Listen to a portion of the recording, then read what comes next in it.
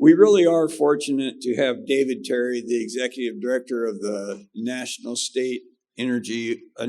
Association of State Energy Officials, Executive Director, be here today to talk to us. We're indeed fortunate in that we couldn't have a better person than the Executive Director of a 50-state and territory organization that's devoted to energy regulatory issues and energy development issues. I've been fortunate to be involved in a number of these types of national organizations since the early 90s. My experience has been primarily with regulatory air quality agencies and waste management organizations. I became acquainted with David the last couple of years of my career as in his role as the NASEO Executive Director, and I can assure you that as these organizations go, these 50-state national organizations, NASEO and David are really top-notch. It's always interesting to see the executive directors of these organizations work. They have to navigate their way through issues that are sometimes divisive among the states. And it's critical that they be able to bring these different and diverse issues and opinions together and come forward in a unified manner. And David and NASEO do a really outstanding job of that. I didn't realize until just before the presentation that probably a big part of the reason for David's facilitating ability is that he is an admiral in the Nebraska Navy. So I think he relies on that to bring competing interests together. When the planning committee discussed the topic, we kind of did it in the context of, what's going on in other states. And again, David has a unique view to see what's going on in all 50 states. So it really was ideal. David Brock and I, when this topic came up, quickly decided that David was the perfect person to do this. Subsequently, Ken Shills and I had a couple of calls with David to talk about exactly what topics that he would discuss, and suffice it to say that we had more topics than he would be able to address in a given time. But really, everything that we talked about really came under the umbrella of economic development and resilience and reliability. So we kind of narrowed the focus a little bit. And then, as you know, last week, the infrastructure bill passes, and as it's only a few hundred pages long, we asked David to address that too. So with that, David, we look forward to your comments. Thank you. Thank you, Joe. And thanks, everybody, for your time today. It's always nice to be back in Nebraska. Of all the states I've visited over 25 years or so with NASEO, I've been to Nebraska easily more than any other. I'm not sure how that happened, but I always like coming back here. And I think it is timely for the topic. It seems maybe to point out the obvious, but it used to be very easy to talk about energy issues, what the states were doing. They fell into neat categories: wind, solar, electricity, transportation. That is definitely not the case anymore. Much as you heard from Rob at Monolith and other presenters, the convergence of energy technologies across a range of sectors, how they're used, how they interact with the grid, with transportation, everything is getting very fuzzy in every way, whether it's policy or projects, et cetera. And I think the one driving force, and in my talk, I really want to hit on just a few key areas. One is some of the drivers we're seeing nationally, and those won't be news to many of you, but I think they're important, having nothing to do with federal or state policy at the moment, but really just markets, technology, what people want. That's something important to remember. Two, a little bit of the evidence of what we see of where investor money, where state policy, state regulation, federal actions are going to support that activity. And three, what some of the states are doing around the country in different areas, particularly wind and solar. But again, these are converging. And I think number one, coming back to those trends, is electrification. That's certainly true in the transportation sector. If you've driven an EV very much or have one, one of the big things I remember the epiphany I had when I grew up on a farm. My mom and dad were retiring from farming when I was in my teens, and their hand-wringing was over how were they going to have to go fill up their vehicle, because we had gas tanks on the farm, of course, and they had to go to a gas station now. Full circle, I have an EV now and another car that's not, and I wring my hands because I have to go to a gas station because I can plug in every night when I get home and it's easy and I don't even think about it. So I think this transition, even in that simple way of day-to-day life, is pretty dramatic. The other thing that's happening in electrification, though, is on the thermal side. You see in the really the more moderate climate zones across the country, also areas that have very limited natural gas, we're seeing thermal electrification through low-temperature heat pumps that run well at 0 degrees, 10 below zero. We're seeing a lot of that in Maine, for example, where they have very little natural gas. So this whole theme of how electric comes together on the grid, how it's controlled, how we meet load, is running smack dab into decarbonization. How do we integrate more wind and solar with the grid? How do we avoid certainly affordability issues, but how do we avoid reliability issues? We certainly saw that with the polar vortex in the Northeast. We saw it this past winter in SPP and certainly at ERCOT in Texas. We know what that looks like. And those two are really running into each other.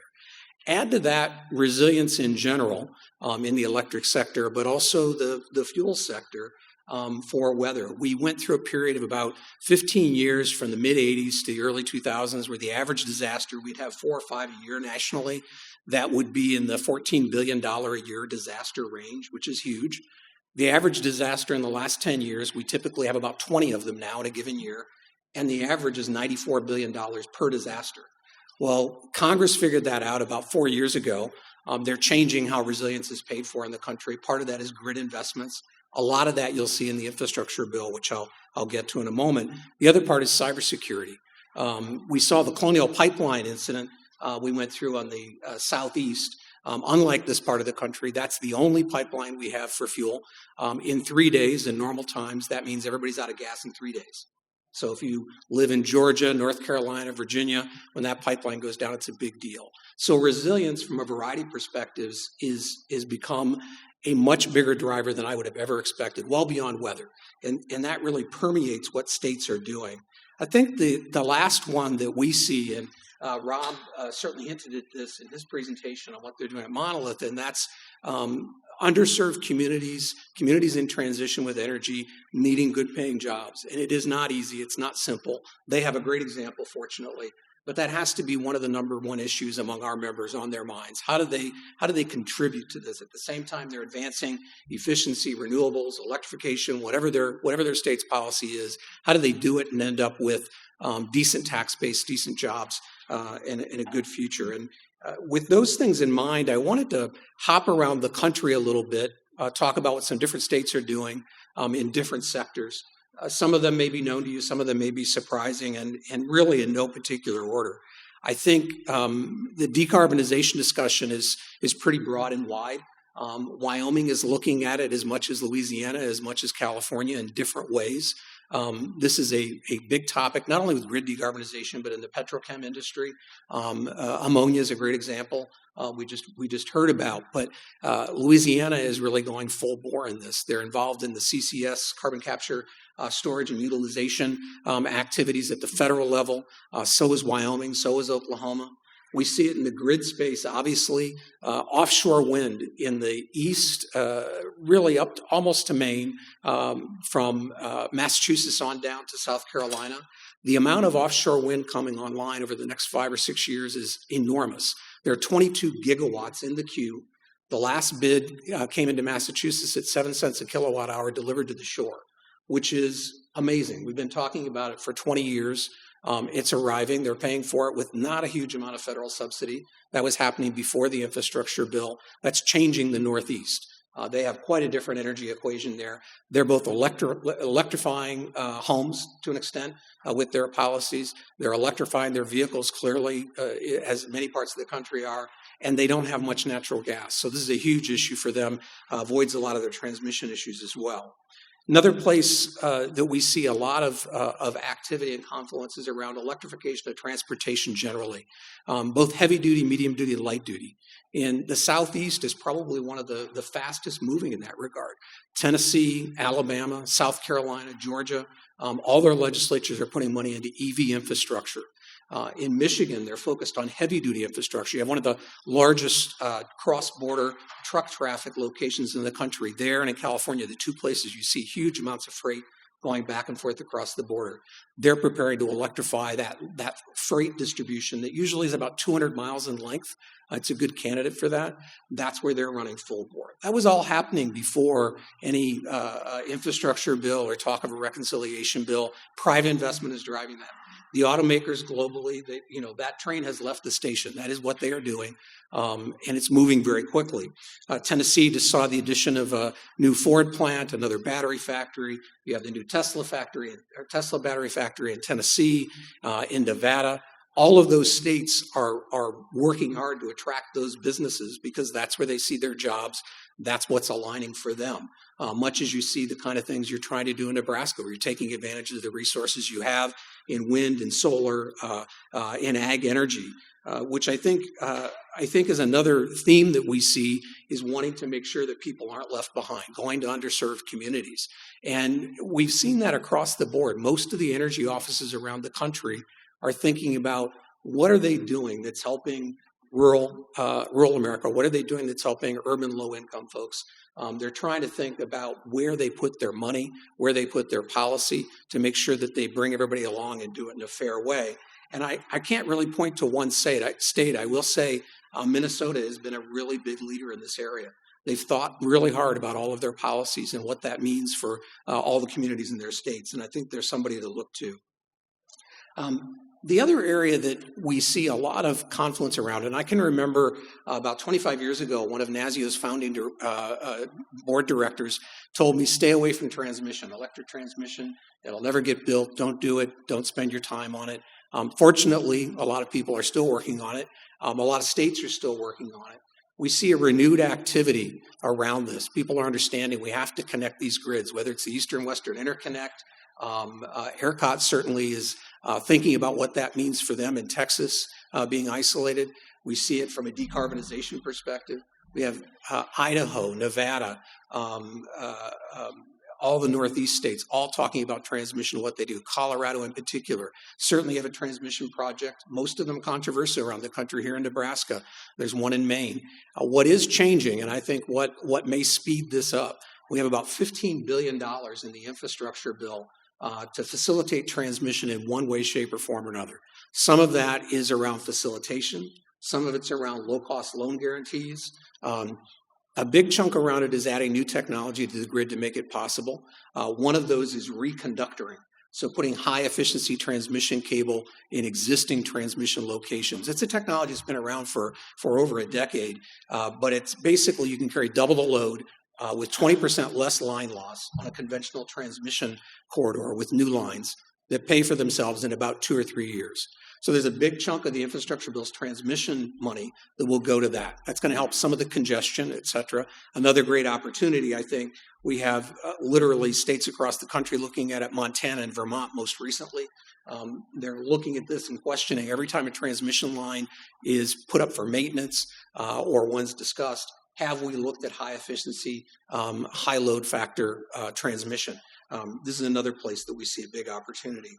I think maybe the last one I'll touch on is just in wind and solar generally. Once we get, whether it's offshore or land-based in the case of wind, the siting of it is really difficult.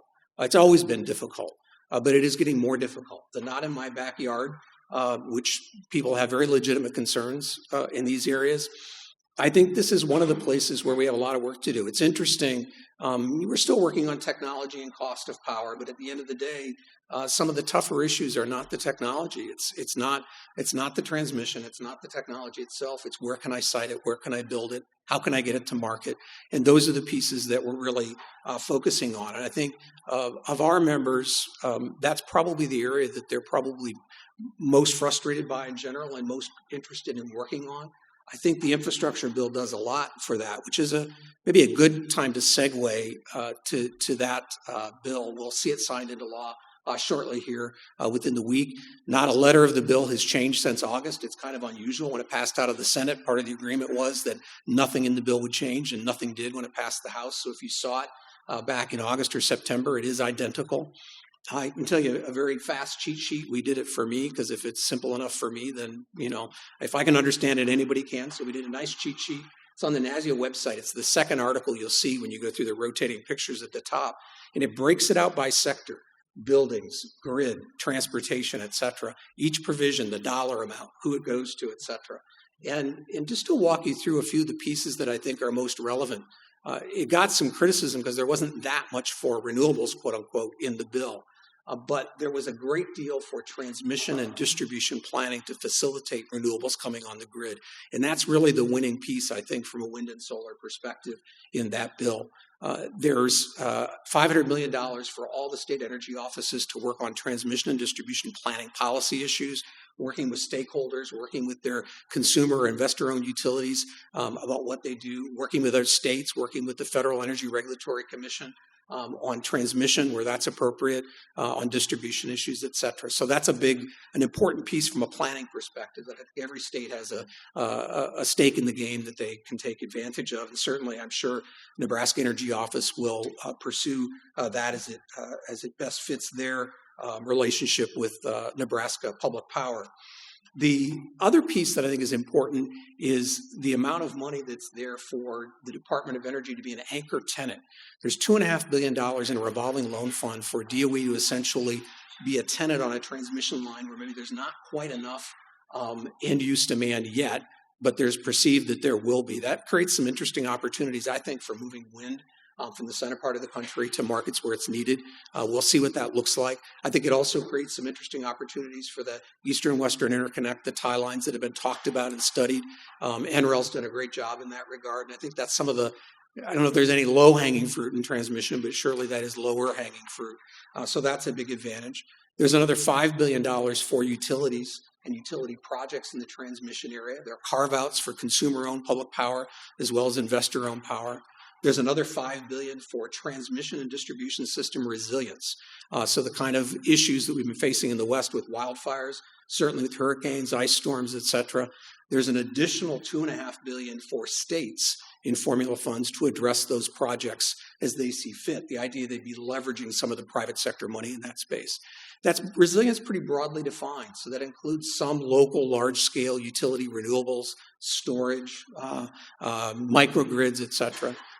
Kentucky just finished a statewide microgrid study. They're looking at where that fits into this resilience issue. So another good opportunity there. In the EV space, coming back to that electrification piece and the kind of demand you're going to have for power over the next 20 years, there's $10 million for transportation electrification, some for hydrogen, for the infrastructure piece, just for the infrastructure piece. That's in addition to what the private sector and many utilities are already investing. This is going to move relatively quickly in the scheme of infrastructure because many of the states have plans on the books already. Tennessee has a full EV infrastructure plan ready to go. So does New York, so does Alabama, so does Colorado, so does Idaho, and on and on. They're going to use that money in the scheme of infrastructure pretty quickly. So the opportunity, I think, is pretty tremendous. Couple that with the need for that power to be cleaner and cleaner over time. And I think you see the opportunity, obviously, of this convergence, the muddiness of all this coming together. I guess the last thing I would say about the infrastructure bill, and I just want to touch on this for a moment, the whole bill, even outside of the energy sector, is really riddled with supply chain items. We saw we went through COVID. There was sort of a public and congressional understanding we needed to produce more here, import less, especially in critical areas like energy. And so there's a lot of supply chain focus. There's money in manufacturing, money for economic incentives for manufacturing here.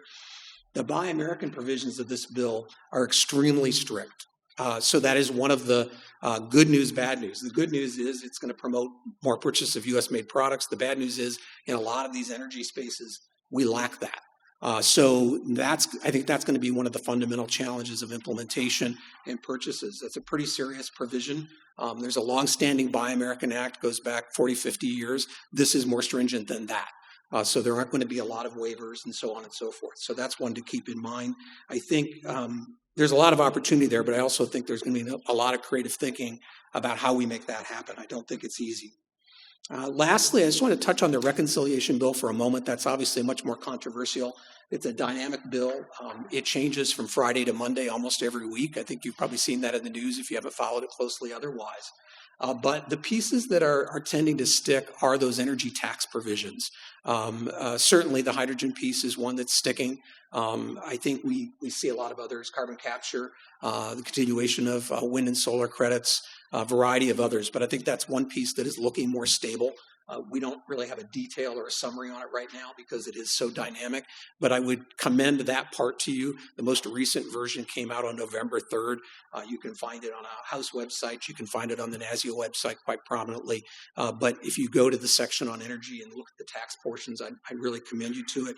I can't let this go while I'm in Nebraska. There's $1 billion right now for biofuel infrastructure, which was not in the bill before and seems to be sticking as well. That's another piece. And there is some more money for transmission planning and other incentives. So we'll see what happens with that. Obviously, the level of spending they're talking about is a very tough topic for a lot of people, not surprisingly. Mr. Manchin, Senator from West Virginia, obviously has a lot of control over this, but there are a lot of people standing behind him as well that have similar concerns. So hopefully they continue to improve it. From an energy perspective, I think they have wisely placed the money in two sets of hands that I have a lot of faith in. One, a lot of money in the hands of the private sector, which makes a lot of sense in the form of those tax incentives and so forth. The other is through states. A lot of this money will go through the energy offices and the environmental offices around the country. So I will pause there, except just to say that, it's been great to watch Nebraska move over the years from my chair where I sit at NASEO, looking at all the states. Wind power has developed here faster than in a lot of places. The resource here is extraordinary. Obviously, lots of opportunities with solar. We see what NPPD is doing, what the Omaha Public Power District is doing. The kinds of projects that I often hear from Dave Brock about and Jim and others in Nebraska. It's always a good news story. The question is, how do you take advantage of this next leg? And I think the infrastructure bill in particular has a lot of promise for that from a wind and solar perspective. And the transmission space is probably where that opportunity lies, at least in my view. So with that, I'll thank everybody. I'm happy to take any questions. Hopefully that gave you a quick run around the country, a little bit disjointed, but hopefully it was informative. Questions for David? Dave, you mentioned transmission a couple of times, and we had a really interesting presentation by SPP yesterday. And I was a little bit surprised when they listed their triage of activities that they were going to undertake as a result of the Uri storm, the February event, that they didn't have transmission in the top tier. Do you have any reflection on why that would possibly be, or why it didn't make the cut? Yeah, just a guess. I'm not sure what SPP is thinking, but they among the RTOs, they have been more active in transmission than most, and everything is relative. In the transmission area, they've been more successful. It's always interesting when I talk to states in the East, they perceive that SPP, and for that matter, the West in general, as being very successful on transmission. I don't know that many people in the West think that, but I think that's some of it. They've had some success there. Also, I think the situation, certainly with ERCOT and in some of the SPP from a reliability perspective, is such that they have near-term issues to deal with. And I think it may be the urgency that has put it down the list a little bit, transmission being a little bit longer-term proposition. Hi, David. Ed Holbrook. Nice to see you. Welcome to Nebraska. Are you all going to be working on scheduling of how the allocations are going to be distributed through DOE and the time frames of when the FOAs will be available, that sort of thing? Because that's a critical thing for the state energy offices as they're trying to put their planning together for dealing with the fire hose experience. Yeah. Great question from Ed from the Nebraska Energy Office. We've been putting together, the one thing that's different about this, a lot of people compare the infrastructure bill to the American Recovery and Investment Act after the financial crisis in 2008. And really, There's some similarities, but it's pretty different. And in that time period, in that bill in 08, 09, there were really big chunks of money, kind of just blocks, if you will. The case of this funding, there are some decent sized chunks. The energy offices being a part of that for planning. That's pretty flexible. We work hard to make sure that happens because again, we kind of put our faith in the state's ability to navigate that space. But what's different is there are many discrete pieces in this bill. There are multi-billion chunks for transmission, multi-billion chunks for storage, multi-billion chunks for EVs, and some of that is competitive, some of it is formula, and it's going to go out over time. Some of the earliest pieces of money, I would predict the first piece will be through the U.S. State Energy Program, the $500 billion that will get divided across the states, and I think that we'll see in the hands of the energy offices in the April timeframe, could be May, but someplace in that timeframe. That's probably the earliest money. Most of this money will be developed under RFPs or funding opportunity announcements in all of these spaces over the course of the next 6 to 9 months. They'll be issued, we'll call it mid to late summer, negotiated. So you're looking at a year and a half to maybe 18 months before the first dollar in those competitive areas go out. It's what the planning piece of this matters so much about. You have people in Ed's office that are going to have to think about how do they piece these pieces together? How do they work with all of you? What are the opportunities? And I would say, do that tomorrow. Don't wait any longer. There's a great opportunity that. So we are putting together schedules, Ed, to answer your question.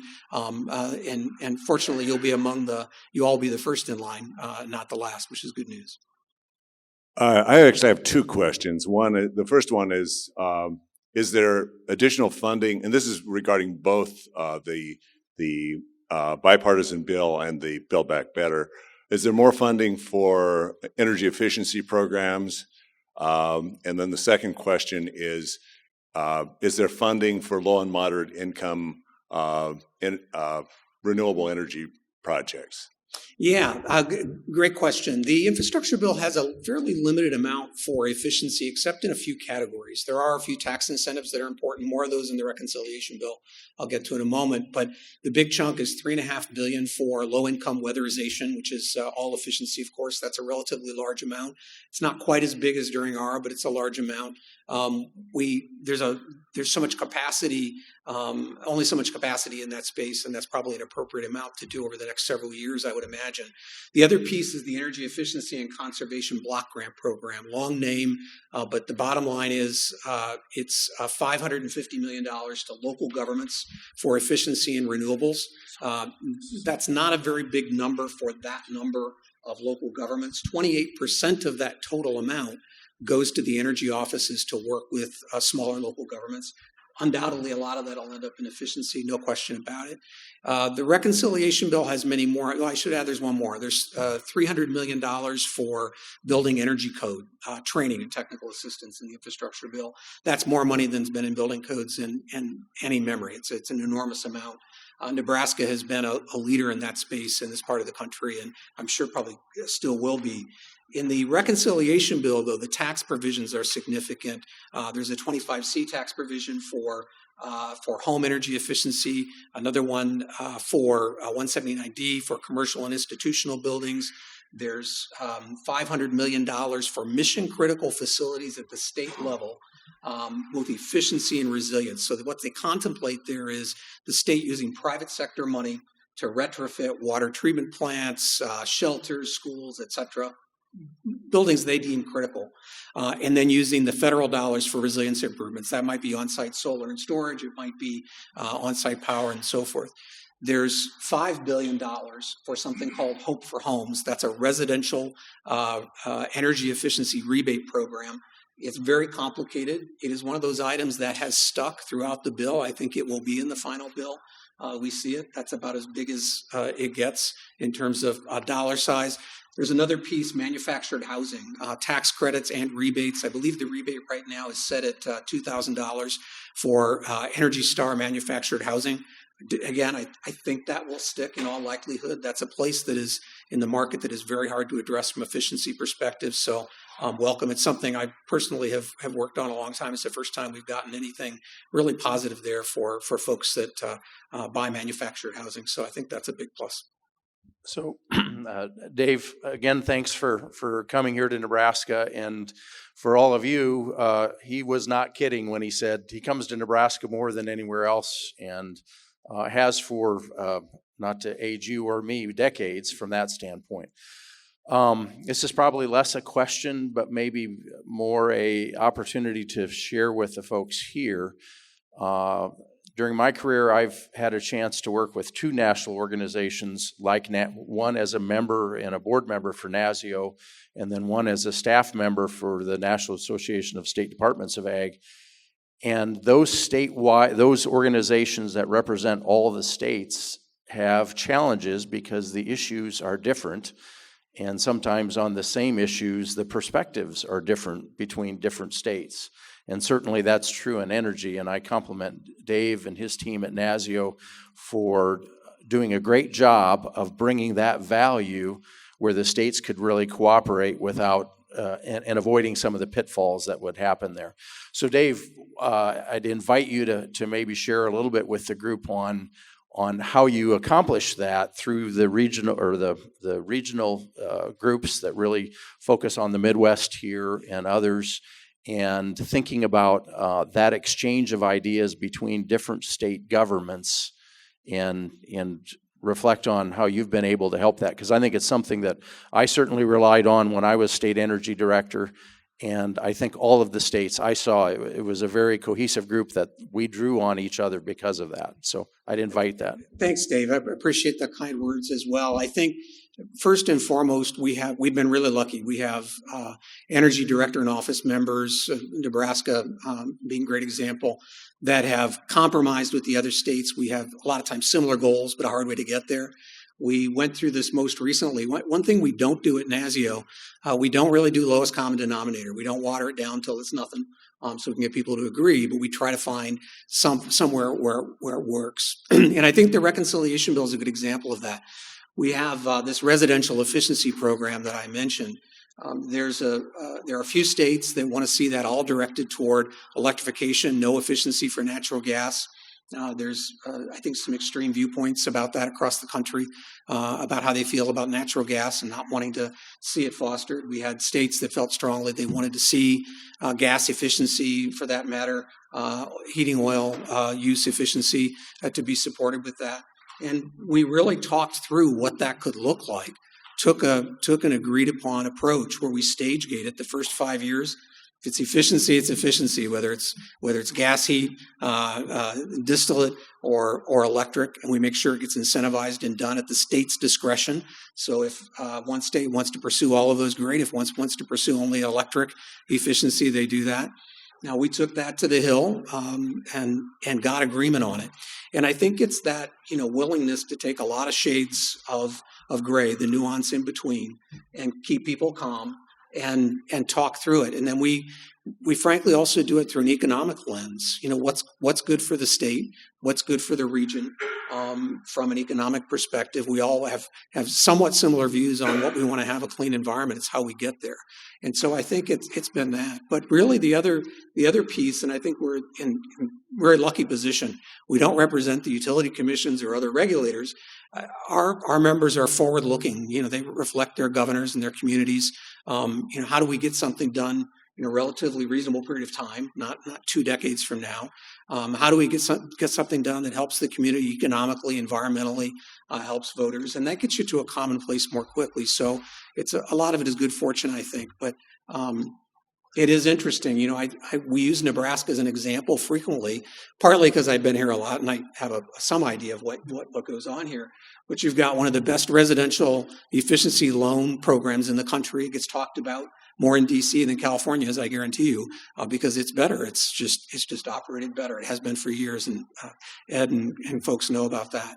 There are other examples, and I think one of the things that we pride ourselves on, we we celebrate what New York and California and Massachusetts do, but we celebrate, frankly, more the monolith projects or what have you, not because they're they're noteworthy and newsworthy on their own, but I think people don't pay enough attention to what's happening here and the progress that's being made. You got challenges, of course, like everywhere. So we try to really elevate that. In our conversations with our other members, we make sure our members from California and New York know what you're doing, and that changes their perspective too. So I think it is an educational role at the end of the day. But long answer to your question, but that really is what we do. So you just mentioned that Nebraska has made a lot of progress and that people are impressed with us in Washington, D.C., which is exciting to hear. And then you said earlier that the funding could give us even more momentum to improve and take us up to a higher level. What are the specific areas of improvement that you could see us progressing to? I think the infrastructure bill, Nebraska is best to figure that out. I think the two fundamental things I would suggest, and certainly something that's been done, but I think really comprehensive energy planning. Again, it used to be a lot easier because these were such sort of siloed sectors, whether it was wind and solar, efficiency, et cetera. That's all come together now. You can't talk about transportation without talking about electric, without talking about what's happening in the manufacturing sector. So comprehensive plans that look at what are the resources we have, both human and natural, in the state. Where are they going? What are the impediments? And what do we need to do strategically to fix that? And so I think the planning funding that's coming can help with that. I think that's an important first step, frankly. The other piece is in this electric space. I think the transmission and distribution planning is as difficult as it is. The private sector money, and I think ratepayer money, provided it's being used well, will be there. I think this money to really incentivize some of the smart decisions you make as a result of that planning, that is the ticket. That's what will help integrate more renewables on the grid. That's what will help address whether it's storage or load flexibility on the grid. We haven't talked a lot about that, but that's another big piece. Alabama and Utah are at the forefront of looking at how do major electric loads in buildings, and natural gas, but in electric really, how can they be load shifted, more than demand response, but automated? That's the kind of exercises they're going through. There's money in this bill for that kind of planning, that kind of private sector financial incentive to make it work. And I really think that's the low-hanging fruit. The last piece is not really specific to energy, but there's a huge amount in this bill for workforce development, energy and otherwise. And you don't have to read very much in the paper to know the biggest problem we had for the pandemic in the energy industry was we didn't have people to fill jobs. Well, we still have that problem. It's probably worse. And I think that's probably the other piece. That may not be low-hanging fruit, but it's necessary. You can't do the rest without doing that. So that'd be my suggestion. Noted that in your comments that you mentioned that there were some exciting things in Minnesota going on. And so being involved in the legislative arena as I am, of course, we're always looking at other states that are doing things that are addressing issues that we're struggling with. And so, for example, the private-public partnership that we struck in Nebraska in 2007 that really helped us use the production tax credits and help move wind forward was an idea that we clearly stole from Minnesota. We've also stolen heavily from Minnesota in biofuels utilization and a bunch of those things. So maybe you could elaborate a little bit about some of the things that are going on in Minnesota, because they are a Midwestern state and they have a lot of the same challenges we do. You bet. And I always think stealing the idea from another state is best, because then you get their mistakes and you get the good bits. So we always we love it when somebody goes first and we get to say what they did, because they'll be quick to inform you. I think a couple of interesting things in Minnesota. One is around workforce. They're doing a really good job in the energy space of reaching out to rural and urban communities, people, whether it's community college or high school level, trying to do workforce training from really an inclusive perspective. And just to digress for a moment, Mississippi's doing a great job of that as well. They started something called their Inclusive Incubator. They're bringing historically black colleges together in Mississippi to do energy entrepreneur and incubation of innovation in the state. And Minnesota has some of those same qualities in their workforce development activities. I think the other place they have an interesting work going on that they sold to a degree from New York. And I think it's going to become a lot more popular over the next few years as they work through it. And that's community solar for low-income communities, whether they're rural or urban. They're putting dollars already into bill payment programs through low-income home energy assistance, so they're paying for part of those bills, or the utility repairs may be. Individuals are where they don't qualify for those. So they're bringing community solar in with energy efficiency in a combined package in a single community and bringing down their energy bills over the course of a decade. Their energy bills get lower and lower as that solar is paid off in that project. I think that's a really interesting one. They're paying for that through a variety of different sources, but as that kind of work goes, it's pretty economic. I think that's interesting. Third place, they are very engaged in the transmission discussion. They're in a place where I think the amount of wind power they have, what folks are dealing with in the Midwest right now is palpable, and I think that's another place they're focusing. Last place, and this was not really on my radar screen, but I think it's an important one because we're coming into an unusual winter. NASEO was founded actually around energy emergency preparedness, so it's kind of an odd thing. It's always sort of omnipresent. We have a propane season for those of you in crop drying or home heating with propane. Nebraska's high on the list with that. It's going to be dicey. So Minnesota knows that as well. So they're looking at what do they do to change that equation with propane in Minnesota. In some places that's using more of it, so they have more storage, a more year-round market, using it more efficiently. Not part of your question, but it's one that I think Nebraska, Minnesota, Michigan, Wisconsin, it's a perennial challenge. And I think that's one that we need some work on, frankly. All right. Well, I think our time is about up. David, thank you so much. Thanks for the plug for the Department of Environment and Energy, the loan program. I encourage you to visit the booth with regard to propane. Doris Jansky, who is with us, closely tracks that. So if you have questions on the loan program or propane, please visit the NDEE booth. And please join me in thanking David for making the trek from DC to Lincoln.